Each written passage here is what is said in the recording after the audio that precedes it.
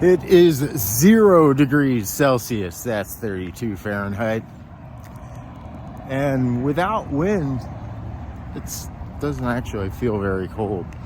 I think this video, I'd like to focus on how to live in your vehicle. Specifically, how to live in your car. I mean, if I wanted to be real specific, how to live in your Subaru Outback.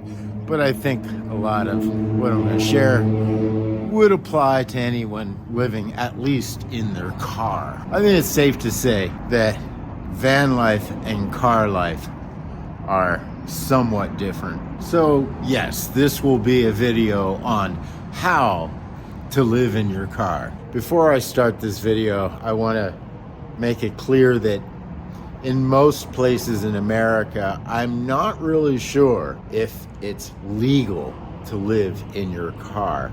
You might want to look into that and also include that into everything that I say here. So in other words, abide by the local signage and your local laws. I think the most poignant thing that I've heard from another nomad channel is that nomadic life is counterculture. And although it might be less so these days than prior, I would have to say that in America, it certainly still is counterculture. And living in your vehicle isn't the same in every country, nor is it the same in every state. Now, I think a lot of what I have to share with you will translate simply because I live in a highly restrictive state. Now, highly restrictive for the West Coast. East Coast is a whole nother ball game. So perhaps that should be our first piece of advice, which is if you're in a highly restrictive location, which would prohibit you from living in your vehicle, then move to a place that is less prohibitive. And this could just mean moving to the next town over. I mean, heck, even if you can't move to another community or another state, you can at least move down the block.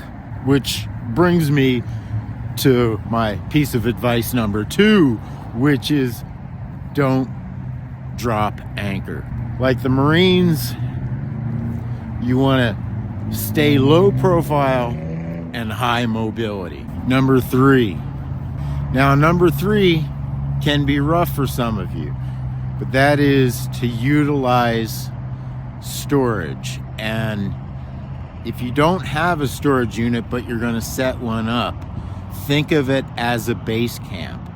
Think of where the best place, and of course the least expensive place, where you can store your stuff, and use that area as a base camp. If you're unable to afford a storage unit, then if you are in a wilderness area, you can seek out a place where you can stash your stuff and hide it. It's hard to stay low profile if you're rolling around looking like the Beverly Hillbilly. Void of having a place to stash or store stuff, then try to minimize as much as possible. Only the necessities. All right, number 4. I think this is a big one. This is worth the purchase price alone, and that is become a backpacker. I also call this backpack mode. Psychology here is that you prepare yourself typically as a winter backpacker that has the luxury of a vehicle. This way, you're never going to be cold. This way, if you have to, for some reason or another, abandon your vehicle, maybe it's broke down, then you'll still be able to survive as a backpacker. I think this is huge because this gives you a certain amount of security. One of the biggest concerns living in your vehicle is that what happens if your vehicle breaks down, has to go into the shop, or Maybe you don't have the money for registration and insurance and stuff like that.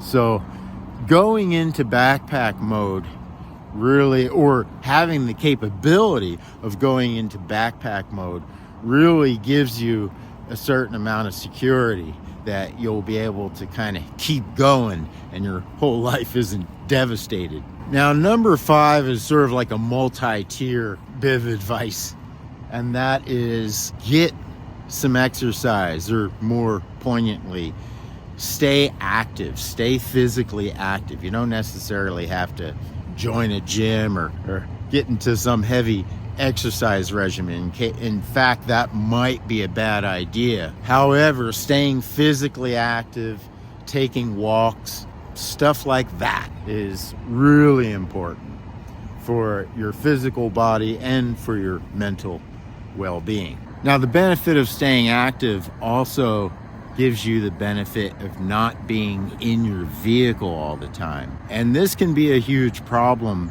especially if you're in populated areas.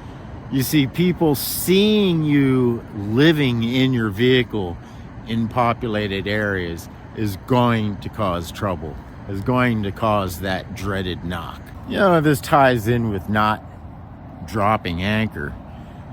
Means go to one place where it's okay to cook food and to do chores and whatnot. And then when you're ready to set up camp or to go to sleep, again, this is in populated areas, then move the vehicle and, of course, set up your blinds and whatnot. All right, that's 5 tips. I've got a million of them.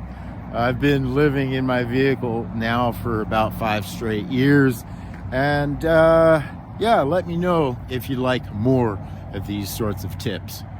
You know, there's so many challenges, like how do you stay clean? Where do you go to the bathroom? All kinds of stuff like that. So again, if you'd like to know some of my tips and tricks over the years that I've developed, let me know in the comments below. Thanks for watching. Now remember to like, subscribe, share, and comment. It's the building blocks of a healthy YouTube channel. I'll see you next video.